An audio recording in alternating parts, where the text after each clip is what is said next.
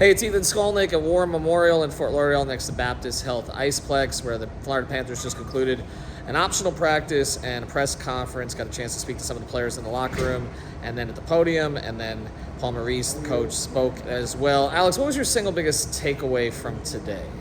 The team's loose. Up 2-1 in a series, an extra day off because the NBA Finals tonight, so a little bit of schedule maneuvering. Yeah, the team's loose, and I've seen this the last couple of years covering them. In big situations, they kind of come into these practices just energetic, loose.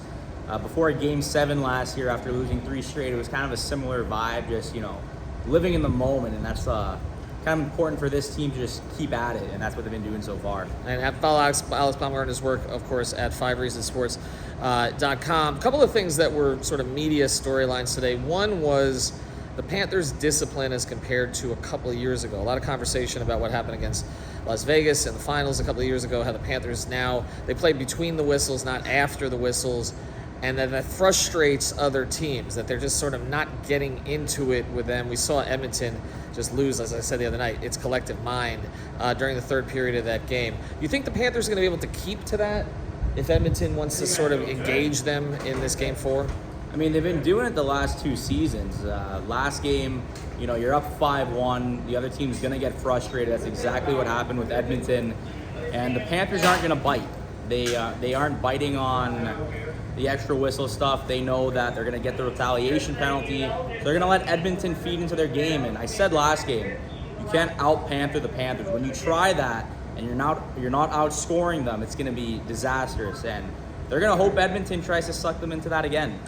2 days rest, as you mentioned. Of course, the Panthers' depth means that even if there was only 1 day rest, they'd probably be okay. The one thing that Maurice said today that I know fans have been wondering about is Matthew Tkachuk, who has obviously struggled at times as he's tried to come back from the groin injury that he suffered at Four Nations. Maurice basically said he's back to full speed at this point. He called his last game his best game. Are you seeing that? I mean, Matthew Tkachuk isn't the fastest player by any means. I'd argue he's maybe the slowest player on the team, and he's joked about it in the past. Him and Brady are 2 of the slower guys, but that's not their game. Their game's not a speed game. It's getting in front of the net, mucking it up in the corners. Just very high hockey IQ from him, just off the bumper on the sideboards. He plays with 2 very fast players. I mean, Sam Bennett's been the best player this postseason, and he might have the best wheels on the team if not for Gustav Forsling. So he doesn't need to have the mobility in the neutral zone, but he needs the mobility in front of the net, in the corners, on the goal line, and I think he's been doing that. Maurice said it was his best game of the postseason. I thought he had a good game against Carolina too. Yeah. But yeah, he's getting there. Getting off a groin injury, it's no easy task. 2.5 months off and then, jumping into playoff action. It's not easy to do, but he's been doing a good job at it. All right, I'm going to put you on the spot here, and I know we shouldn't jinx this with him up 2-1. But right now, you mentioned Bennett, maybe their best player of the playoffs so far. If you had to vote on the Conn Smythe right now, is it Bennett or is it Bob? I can't answer that one.